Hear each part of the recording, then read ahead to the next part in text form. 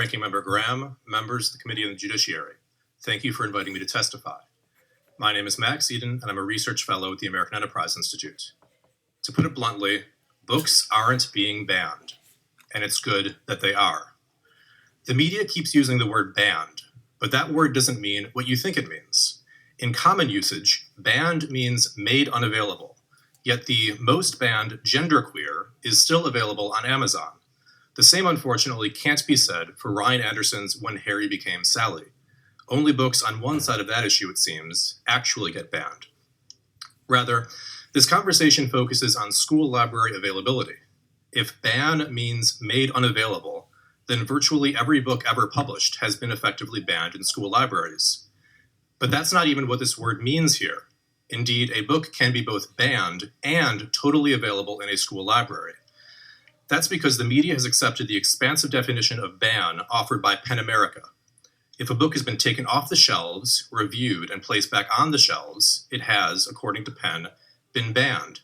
If a school places a parental permission requirement on a book, it has, according to PEN, been banned. If a school moves a book to a guidance counselor's office, it has, according to PEN, been banned. In their report, Banned in the USA, PEN draws parallels in all this to Nazi Germany. Now, my public school library didn't carry Mein Kampf. Was it banned? I don't know. But I do know that I've read a few books about this era since, and I've so far missed the part where the Nazi Party forced schools to relocate books to guidance counselors' offices. To provide a linguistically honest account, the Heritage Foundation's Jay Green, Madison Marino, and I set out to assess how many of the 2,532 books in PEN's 2022 report that were labeled as banned were actually removed from school libraries. We did this with one simple trick. We checked the card catalogs. As it turns out, nearly 3/4 of the books that PEN labeled as banned were still in school libraries. Careful analysis also belies the claims that books are being banned because of race or LGBT issues. Whereas PEN America labels the Black Lives Matter-inspired The Hate U Give as the 5th most banned book, we found it available in every single school library in question. And when the Washington Post examined over 1,000 review requests made by parents, less than 7% mentioned LGBT without also containing the word sexual, although those requests may have contained words like pornographic or obscene. And that's what this issue is really about: the provision of sexually explicit material to children by public employees. This is a question of judgment. Few would say it's unreasonable to keep Hustler, with its close-up genital photographs, out of school libraries.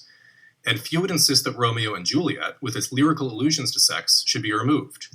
Communities must draw the line somewhere between those 2 points. But where exactly? Take the previously mentioned book, Genderqueer. That graphic novel famously includes a picture of a strap-on dildo blowjob. Is this okay for kids? Some think that it is, and some think that it isn't. You know something weird is going on, though, when parents try to read passages of these books at school board meetings, and the school board cuts them off because they insist the material is too obscene to be read out loud. I guess kids could be listening? Great for them to read, but unacceptable for them to hear? I think that's the principle, maybe. It's kind of gross to say, and I don't want to, but this hearing has been called, and we really can't have an honest discussion without knowing what we're actually talking about. We're talking about books with explicit passages about fisting, butt plugs, analingus, the spit or swallow decision, and rape. I won't read those verbatim, but I will read a passage from a few of the most banned books. From the 4th most banned, All Boys Aren't Blue. You were fully erect at this point. You promised that you're not going to tell anyone? I promised. You then grabbed my hand and made me touch it. It was the first time I'd ever touched a penis that wasn't my own. I knew that what was happening wasn't supposed to happen. Cousins weren't supposed to do these things with cousins. And from the also 4th most banned, Lawn Boy. In the 4th grade at a church youth group meeting, out in the bushes behind the parsonage, I touched Doug Goebel's dick, and he touched mine. In fact, there were even some mouths involved. 10-year-olds performing sodomy, underage incest, strap-on dildo blowjobs. Is this okay for kids?